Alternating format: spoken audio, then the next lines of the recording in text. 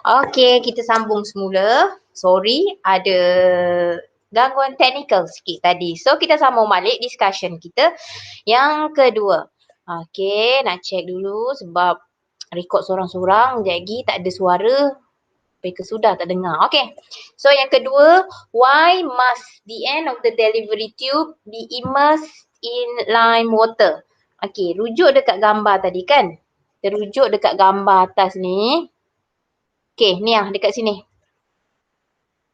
Okey, kat sini, sayang-sayang semua. Kenapa this delivering tube must be immersed dekat dalam lime water? Kenapa tak boleh tergantung mulut dia ni kat atas? Kenapa mesti tenggelam? Okey. So, why? Because we want to make sure the carbon dioxide gas release during the fermentation is passed through to the lime water.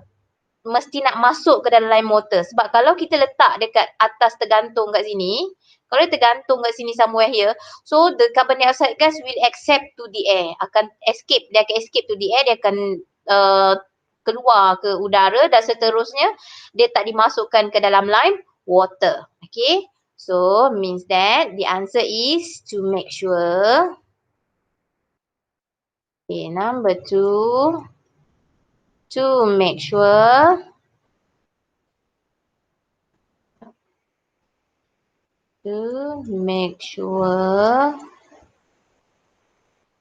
the carbon dioxide gas ataupun the gas release. So, the gas release is carbon dioxide gas is passed through during fermentation is passed through the lime water. Okay, next, number 3. Name the gas release. Name. So, you cannot write CO2, you have to spell it. Carbon dioxide gas. Okay, next, number 4. Name the product collected in fractional distillation at 78 degrees Celsius. At 78 degrees Celsius, actually this is the boiling point. Ini adalah boiling point of ethanol. So means that the name of the product collected in fractional distillation at 78 degrees Celsius is ethanol. Okay, so next, number 5. Explain why ethanol from the filtrate can be separated at 78 degrees Celsius. As I told you before, the fractional distillation is based on the difference in the boiling point.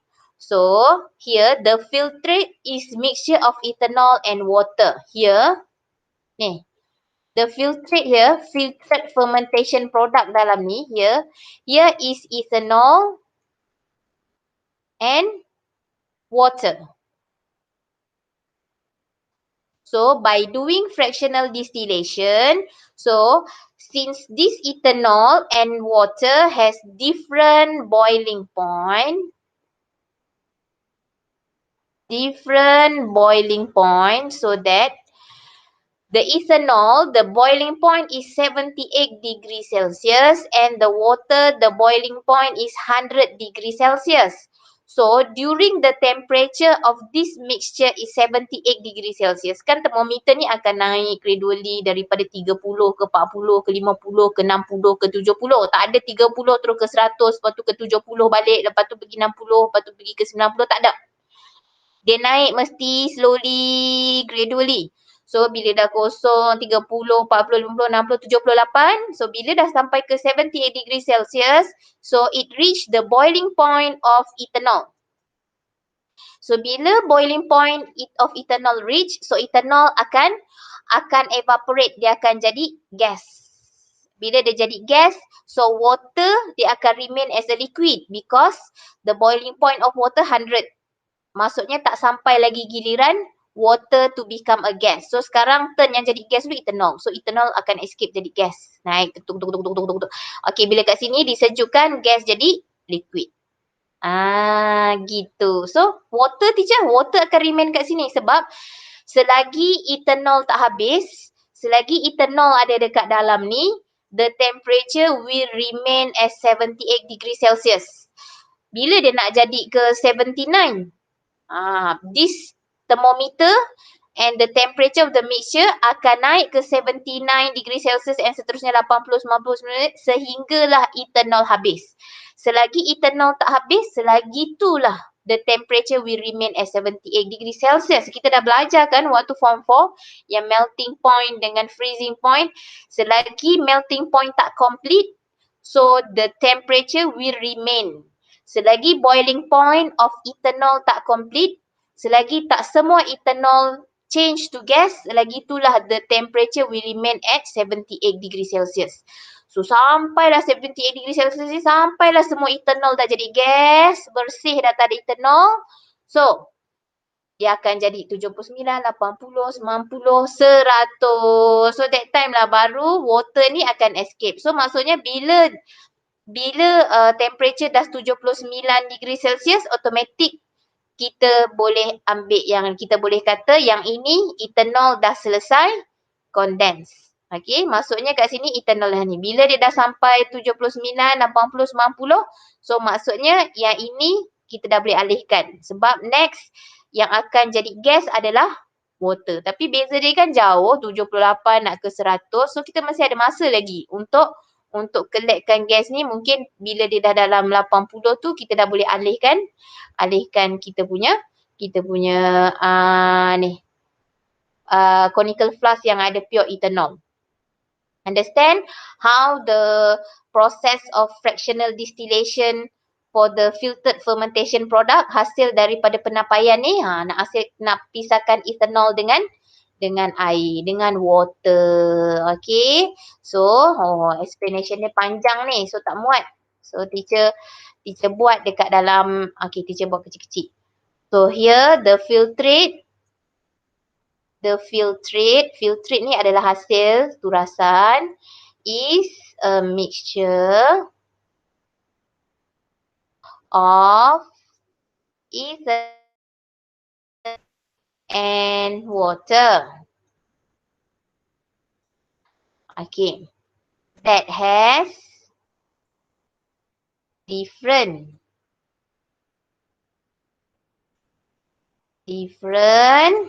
boiling point. Okay. The boiling point of ethanol is lower. Teacher sambung kat sini Then water. Yalah, water 100 degree Celsius. Ethanol 78 degree Celsius. So, point yang kedua, when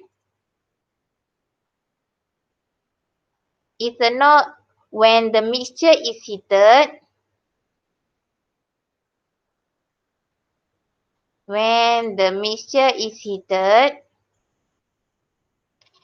ethanol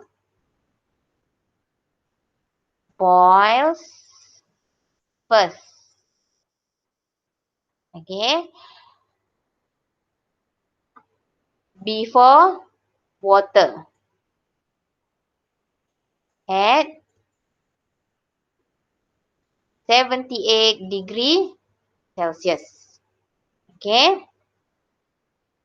Terpaksa conteng macam ni. Sebab tu teacher suka lebihkan slide kosong. Tapi yang ni terlupa. Okay. At 78 degree Celsius. So next, the third point, the ethanol vapor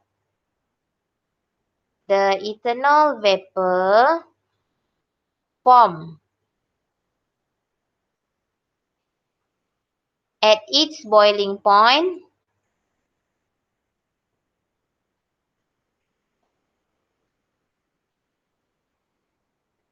will be condensed. akan akan mengalami kondensasi, will be condensed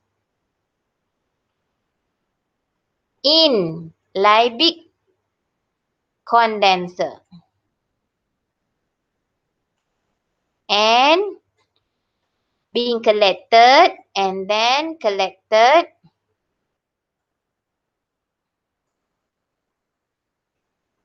in a conical flask. Dekat dalam gambar tu pakai conical flask. Awak nak pakai apa? Test tube pun boleh. Sebab kat sini gambar ni dia pakai conical flask. Okay. Okay. So seterusnya. Allah, sorry comotnya. Nota teacher, astagfirullahalazim. Okay, so done with that, kita pergi ke chemical properties. Okay, chemical properties of alcohol ada 3 je. No need to worry. Yang pertama, combustion kita dah belajar tentang combustion of alkane and alkene. Actually, the combustion of alcohol also the same, which will produce, combustion dia akan produce water and carbon dioxide. That's all. How to balance? CHO, also the same. Okay, next. Untuk proses yang kedua adalah dehydration. Apa dehydration? Dehydration ni maksudnya buang air. Sebelum ni teacher beritahu hydration minum air. Dehydration pergi toilet. Buang air. Maksud dia kalau kita tengok alkohol dia, nanti kita tengok ni. Maksud dia ini buang air. Okay, so apa dia punya catalyst dia, syarat dia kat sini? Catalyst dia adalah porcelain chip. Itu saja. Itu sahaja. Kita panaskan alkohol dengan porcelain chips. So, alkohol tu akan jadi alkene, dehydration. Ingat, dehydration ni adalah proses ini dehydration, proses all alkohol jadi in yang kita belajar sebelum ni. In all oik it. So, untuk dehydration daripada all jadi in. Daripada alkohol dia akan change to alkene. Okay. Okay. The third one is oxidation. Okay, wait. Sekejap lagi teacher tunjukkan mekanisme dia. Tapi teacher nak beri ke oxidation dulu. Oxidation adalah formation sama juga, ada berbeza juga. Kalau kita tengok, sekejap teacher senaraikan dia punya keluarga in all oik it. Kalau untuk dehydration daripada alkohol dia jadi alkene. Okay. Kalau untuk oxidation daripada all dia jadi oik. Dia jadi carboxylic acid. Okay. Kalau untuk oxidation. Okay. So, kalau kita tengok kat sini.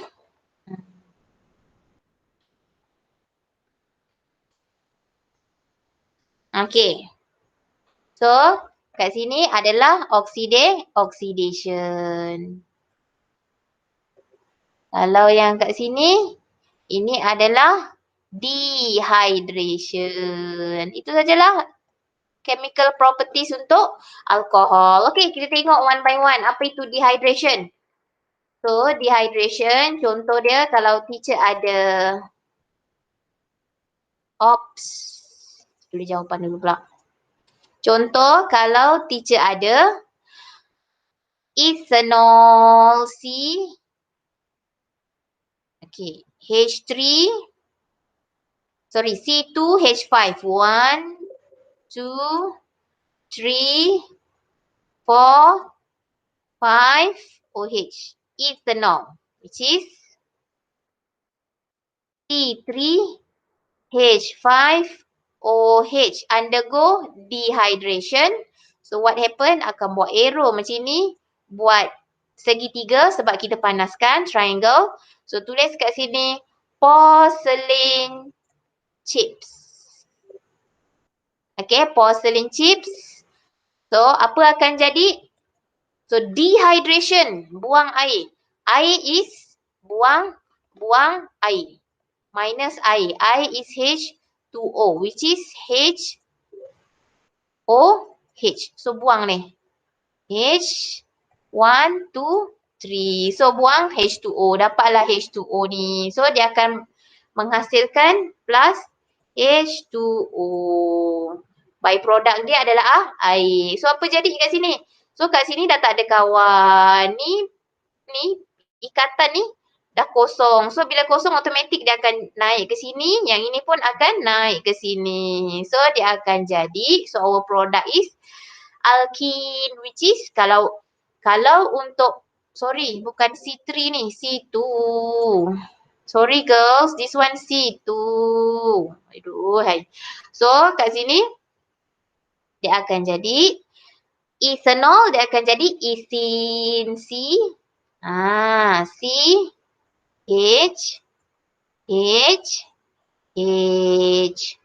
So, kat sini H. So, kat sini adalah from ethanol. Jadi, ethene. Kalau propanol teacher, propin. Kalau butanol teacher, butin. Kalau nonano, nonin dan H2O. Okay. So kat sini kalau kita nak buat chemical equation dia, macam inilah. Aero, porcelain chips, triangle. So dia akan menghasilkan, so ethene kan. So dia akan menghasilkan C2H4 plus H2O. That's all. Finish already. Itu saja untuk dehydration. Kalau hydration of alkene, kalau ni nak patah balikkan ke sini, contoh. Teacher nak tanah lah, nak jadikan ditanol balik. Okay, so boleh ke sini. Macam mana nak jadi ke sini? Letakkan H3PO4 phosphoric acid 300 degree Celsius with 60 atmosphere, 60 atm. So dia akan jadi etanol balik. Tak naklah etanol, nak ethene balik. Letak panaskan bubur porcelain chip. Jadilah ethene. Tak nak ethene, nak etanol balik. Letakkan phosphoric acid 300 degree Celsius dan juga 60 atm. Jadilah etanol balik. Gitu. Okay, jelas? InsyaAllah jelas. Kalau ada masalah, tak faham, telegram teacher. Okay. So next, oxidation. So kalau oxidation, first of all, we need oxidizing agent. Yang mana dalam kes ni, we just denote that the notification sebagai O, square bracket. O ni maksud dia oxidizing agent. Dalam kes oxidation of alcohol, apa yang kita perlukan, oxidizing agent yang kita perlukan? Yang pertama, kita perlukan sama ada, okay, ada dua bahan yang kita boleh guna. Pertama, sama ada acidified potassium manganate 7. Oi, nama. Potassium manganate 7. Dan yang kedua, kita juga boleh gunakan, okey, kita juga boleh, lari-lari pula. Kita boleh guna acidified potassium dichromate 6. Okey. Okay, so kita pun boleh gunakan acidified potassium. Okay, kejap ya. Ada technical error sikit.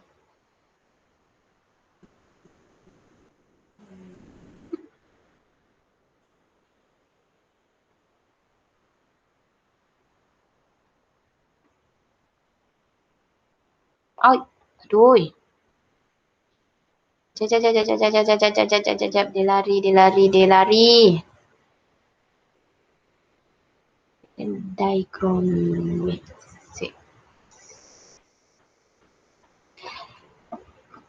Okay, dah nampak dah kan? Dichromate Tadi acidified potassium manganate 7. Selain daripada tu, kita boleh pakai acidified potassium dichromate. Okay, teacher, apa benda ni? Macam biasalah, berkenalan. Biasakan, sebut je. Okay, acidified potassium manganate 7 dan juga acidified potassium dichromate 6. So, awak kena tahu juga perubahan warna dia. Kalau acidified potassium manganate, the color of acidified potassium manganate is purple. So, ini color dia purple. Okay, acidified potassium manganate, KMNO4, the color is purple. So, it will change to colorless. Hitam ni maksud dia colorless lah. Colorless. Kalau untuk acidified potassium dichromate, the color is, saya nak cari color dia. Okay, the color is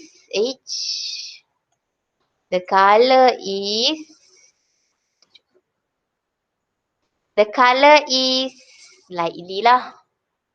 The color is orange, bukan brown ni brown sebenarnya tapi teacher tak ada ni. Tak ada color brown. Orange to green. Kalau untuk acidified potassium dichromate. Okay, kalau untuk K2Cr2O7. Apa ni teacher? K2Cr2O7 itulah simbol untuk acidified potassium dichromate. Orange to green. Kalau untuk KMNO4 potassium manganate 7. Sekejap Kalau untuk acidified potassium manganate 7, formula dia KMNO4 H+. Yang ni K2Cr2O7 H+. Sebab apa dia H+, teacher? Sebab acidified. H+, hydrogen ion is needed for oxidation process. So this is our oxidizing agent.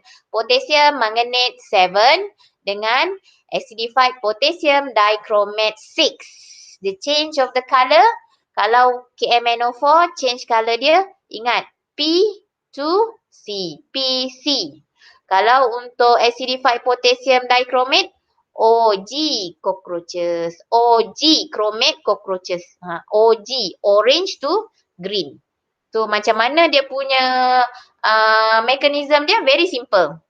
Tak payah pening-pening, contoh dia paling mudah lah, tak payah panjang-panjang teacher nak lukis, which is ethanol. Contoh dia CHOH,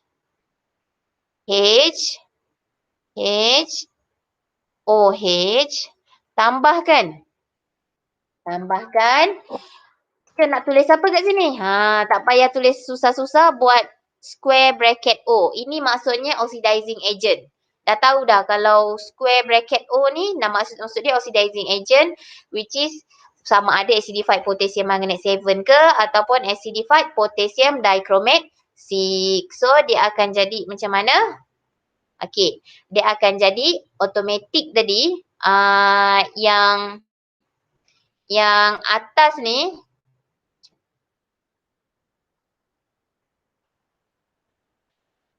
okey. Dia akan jadi, dia buat apa? Dia kacau mana? Dia kacau sini. O ni, dia akan kacau ni. Dia akan kacau dua bond ni. Dia akan jadi naik ke atas. Apa maksud teacher kacau? Kita tengok macam mana dia kacau So dia akan jadi H, C, H. Ini sama. Oxidizing agent ni dia akan kacau dekat sini. Ni dia akan kacau dekat 2H ni akan terkeluar. 2H ni akan terkeluar, dia akan jadi kat sini double bond O. Oxidizing ni akan naik jadi double bond, dia bukan setakat buang H, dia ambil sekali bonding H yang lagi satu ni, dia jadi double bond O. Dan yang ini jadi sama juga. Yang ni remain. Yang ni tetap sama. Teacher naikkan atas macam ni. Okay, so ni teacher naikkan, bendkan dia ke atas, bengkokkan dia ke atas. So plus Apa jadi dekat H2 ni? Dia akan jadi air H2O. Okey, dia akan jadi macam tu. So bila kita tengok bilangan dia semua, tengok hidrogen asal dia dekat sini ada OH ada satu, nampak OH ada satu, OH kat sini pun ada satu. H ada tiga, kan? H ada tiga. H ada tiga. H kat sini pun ada tiga. O ada satu, dua. H2, H2. O ada dua. So lepas tu kita letakkan, nak balancekan, letak dua O kat sini. Okay. So macam mana dia punya chemical equation, balance chemical equation dia? Balance chemical equation dia kita buat je lah. C2H5 OH plus 2 oxidizing agent produce CH3COOH.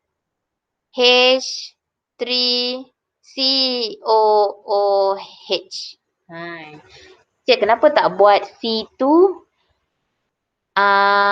H3OOH? Tak boleh. Sebab bila oic acid, bila carboxylic acid, oic acid, COOH ni mesti duduk sama-sama. Ni mesti duduk sama-sama. Sebab ini adalah kita punya functional group. Kita punya hydroxyl group yang nama dia sebagai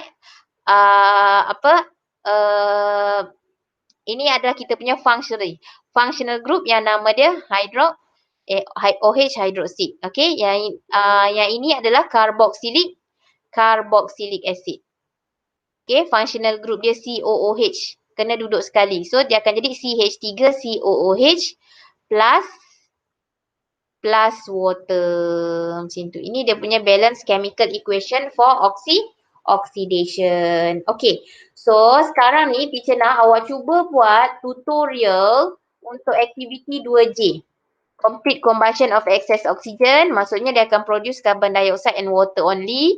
Oxidation by acidified potassium manganate 7 oxidizing agent. So butanol dia akan jadi butanoic acid. Pentanol dia akan jadi pentanoic acid. Okey, kita rasa macam teacher nak tunjuk satu untuk ni. Okay, oxidation by acidified potassium manganate. Okey, kejap. Buat dokumen tak muat tu, tak bubuh.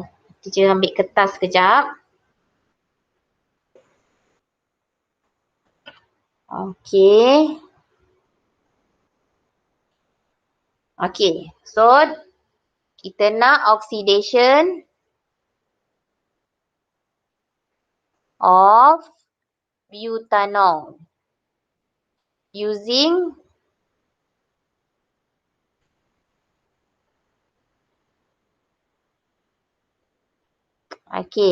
using potassium manganate 7, acidified potassium manganate 7. So butanol 4 kan? 1, 2, 3, 4. So bila awak dah biasa buat structural formula ni, nanti awak akan biasa tak buat H. Tapi kalau soalan tak tanya, just awak nak buat sketching saja, is okay. Awak nak buat dia punya yang penting je, buat dia punya untuk functional group dia dan juga yang penting je. Okay, so ni H. Okay lah, kita buat semula, kesian pula awak tak ni. Okay, H.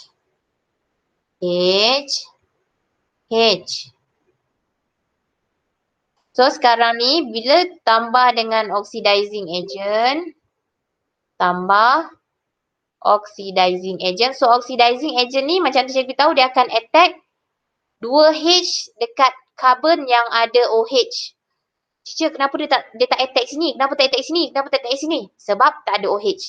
Dia akan attack C yang ada OH. So bila dia attack sini, automatik dia akan rapatkan ni. So dia akan jadi besar sikit. So arrow dia ke bawah lah. Teacher bawa ke bawah sebab teacher nak bagi besar sikit. So dia akan jadi C double bond O. Ni naik ke atas jadi OH. Okay, so yang lain terus sambung je.